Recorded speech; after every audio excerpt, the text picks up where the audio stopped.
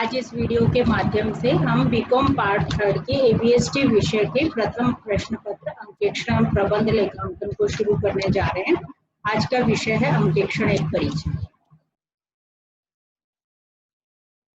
अंकेक्षण अंकेक्षण का सामान्य रूप से यदि हम अर्थ करते हैं तो इसका मीनिंग है लेखा पुस्तकों की जांच। किसी भी व्यावसायिक संस्था में या अन्य प्रकार की संस्था में जो अपनी लेखा पुस्तकें रखती है तो उनकी जांच से आशय है। अब ये जांच किस तरह की जांच है?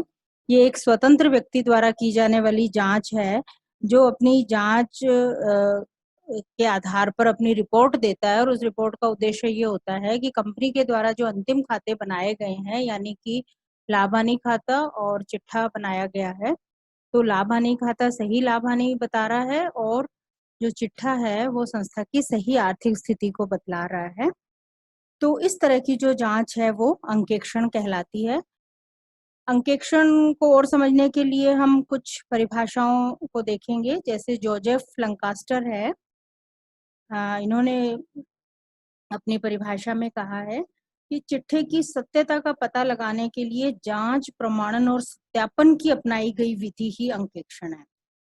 यानी यहाँ पे लंकास्टर ये कह रहे हैं कि जांच, प्रमाणन और सत्यापन, 3 शब्द इसमें आए हैं कि ये अंकेक्षण जो है इस तरह की जांच है जिसमें प्रमाणन और सत्यापन की विधि अपनाई जाती है। प्रमाणन का मतलब है प्रमाणकों की सहायता से लेखा पुस्तकों की जांच।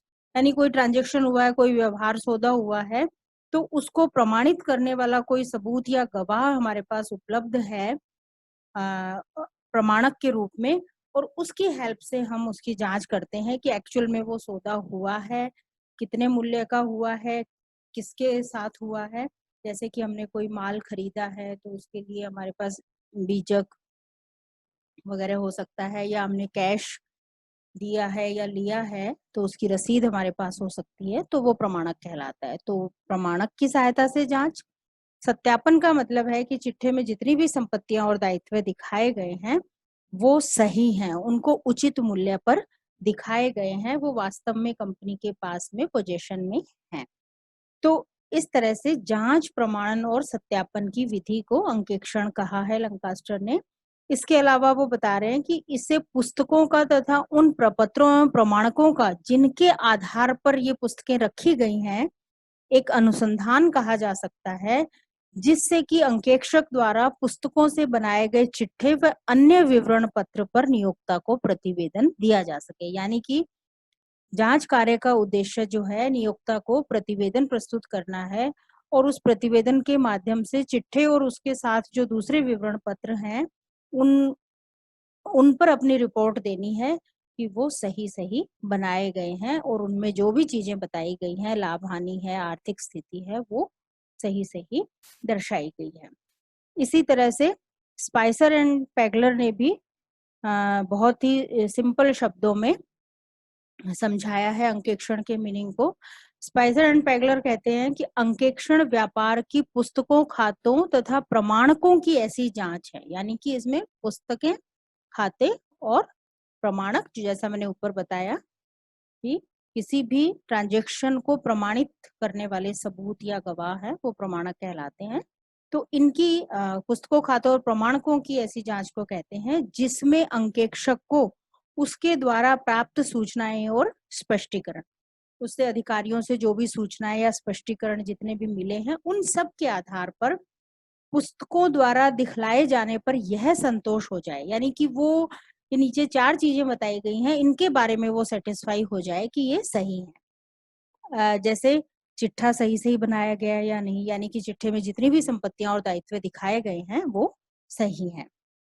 दूसरा, चिट्ठा व्यापार की सही एवं उचित आर्थिक स्थिति को प्रकट करता है या नहीं, यानी कि यदि चिट्ठे में जो भी संपत्तियां और दायित्व यदि हमने सही और उचित मूल्य पर दिखाए हैं तो उससे कोई भी व्यक्ति यदि उसको स्टडी करता है तो उसको उस संस्था के बारे में, उसकी आर्थिक स्थिति के बारे में पता चलता है कि आज जिस डेट को चिट्ठा बनाया गया उस डेट को कंपनी की आर्थिक स्थिति कैसी है। तीसरा, लाभ हानि खाता संबंधित आर्थिक वर्ष के लिए लाभ या हानि का सही एवं उचित दृश्य प्रस्तुत करता है। यानी कि किसी भी संस्था का उद्देश्य जो है लाभ कमाना होता है, तो जो लाभ हानि खाता बनाया गया है, वो लाभ या हानि वो सही बता रहा है या नहीं, ये पता लगाना भी अंकेक्षण का उद्देश्य होता है। और अंतिम बिंदु जो है वो ये है कि यदि वह संतुष्ट नहीं है तो किन बातों के संबंध में उसे असंतोष है। तो उपरोक्त 3 पॉइंट्स के लिए तो वो सही है, चिट्ठा सही है या नहीं, आर्थिक स्थिति सही है या नहीं, लाभ हानि सही है या नहीं, ये वो बताएगा।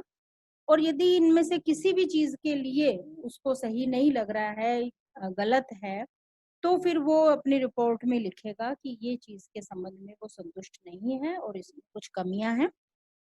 तो इस तरह से स्पाइसर एंड पैगलर ने बहुत ही सिंपल शब्दों में जो है अंकेक्षण का मीनिंग बताया है। इन सबके आधार पर हम एक सर्वांगीण परिभाषा भी दे सकते हैं और उस परिभाषा में हम सारे तत्वों को शामिल करते हुए ये बता सकते हैं कि अंकेक्षण का मीनिंग क्या है। तो ये हम इस प्रकार से दे सकते हैं कि अंकेक्षण किसी संस्था की लेखा पुस्तकों की हम ऐसी विवेचनात्मक जांच को कह सकते हैं जो प्रमाणकों एवं अन्य सूचनाओं के आधार पर एक स्वतंत्र व्यक्ति द्वारा बुद्धिमत्तापूर्ण तरीके से की जाती है और जिसका उद्देश्य ये रिपोर्ट देना होता है कि एक निश्चित समय के लिए बनाया गया लाभ हानि खाता उस समय के लिए संस्था का सही लाभ हानि और एक निश्चित तिथि को बनाया गया उस संस्था का चिट्ठा उस तिथि पर उस संस्था की सही आर्थिक स्थिति को प्रकट करता है अथवा नहीं। तो इस तरह से ये हम एक परिभाषा जिसमें सारे तत्व शामिल हो गए हैं और अंकेक्षण का अच्छे से मीनिंग समझ में आ रहा है तो हम ये दे सकते हैं। अब इस जो हमने मीनिंग देखा और परिभाषाएं देखी उनके आधार पर हम अंकेक्षण की परिभाषा के तत्व बता सकते हैं। तो इन तत्वों में पहला तत्व है संस्था। अंकेक्षण का जो कार्य है वो किसी भी संस्था का किया जा सकता है, ये आवश्यक नहीं है कि वो एक व्यावसायिक संस्था ही हो। ऐसी कोई भी संस्था जो कि अपने लेखा पुस्तकें रखती है उसका अंकेक्षण किया जा सकता है। एक व्यावसायिक संस्था के साथ साथ विश्वविद्यालय या क्लब है या हॉस्पिटल वगैरह है, ये सब भी लेखा पुस्तकें रखते हैं तो इनका भी अंकेक्षण किया जा सकता है। दूसरा तत्व है लेखा पुस्तकें। तो अंकेक्षण में जो जांच कार्य होता है वो लेखा पुस्तकों का होता है। तो लेकिन आज जो है अंकेक्षण का क्षेत्र काफी आगे बढ़ गया है।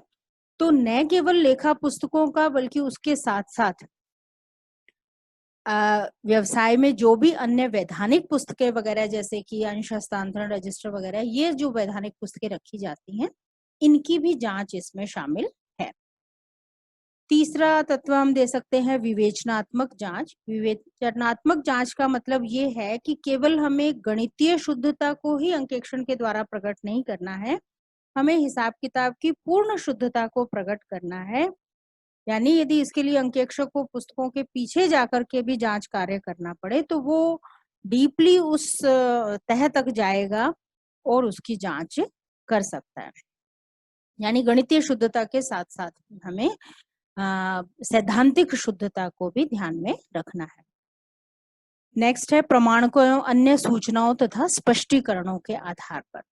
तो अंकेक्षण में जो जांच कार्य किया जाता है उसमें पुस्तकों की जांच की जाती है और ये जांच जो है प्रमाणकों की सहायता से या अन्य कोई प्रपत्र है तो उसकी सहायता से जांच की जाती है। और यदि किसी व्यवहार के संबंध में प्रमाणक उपलब्ध नहीं है तो हम उच्च अधिकारियों से अंकेक्षक जो है अन्य सूचनाएं या स्पष्टीकरण की मांग कर सकता है। नेक्स्ट इसका जो बहुत महत्वपूर्ण तत्व है वो है स्वतंत्र व्यक्ति द्वारा। क्योंकि ये जांच कार्य है तो निष्पक्ष होना चाहिए, इसलिए एक स्वतंत्र व्यक्ति द्वारा ही किया जाना चाहिए। स्वतंत्र व्यक्ति का मतलब है कि वो किसी भी तरह से संस्था से जुड़ा हुआ नहीं होना चाहिए। जैसे कि यदि कोई कर्मचारी है संस्था में तो वो अंकेक्षण का कार्य नहीं कर सकता है। एक स्वतंत्र व्यक्ति ही किसी संस्था का अंकेक्षण कार्य कर सकता है। नेक्स्ट है बुद्धिमत्तापूर्ण। अंकेक्षण द्वारा जो जांच की जाती है उसमें बहुत ही बुद्धि और चतुराई की आवश्यकता पड़ती है जो कि एक अनुभव से प्राप्त होती है, काफ़ी समय लगता है वो अनुभव प्राप्त करने में, तो इसलिए बुद्धि और चतुराई की आवश्यकता इसमें पड़ती है। नेक्स्ट बिंदु है जाँच का उद्देश्य। जाँच का उद्देश्य जो है लाभ-हानि खाते और चिट्ठे की सत्यता को प्रमाणित करना ही इसका मुख्य उद्देश्य होता है और उसके आधार पर फिर अंकेक्षक के द्वारा अ, अपनी रिपोर्ट दी जाती है। इस जाँच के दौरान यदि कोई गलती-गबन हुआ है तो वो भी पकड़ में आ जाता है और उसको रोकने में भी सहायता मिलती है। पर मुख्य उद्देश्य जो है लाभ-हानि खाते और चिट्ठे की सत्यता की जाँच करना ही है। और नेक्स्ट रिपोर्ट देना। तो ये सारा कार्य अंकेक्षक के द्वारा पूरा जांच कार्य करने के बाद में अंतिम खातों के संबंध में कि वो क्या स्थिति है उनकी, उस पर वो अपनी रिपोर्ट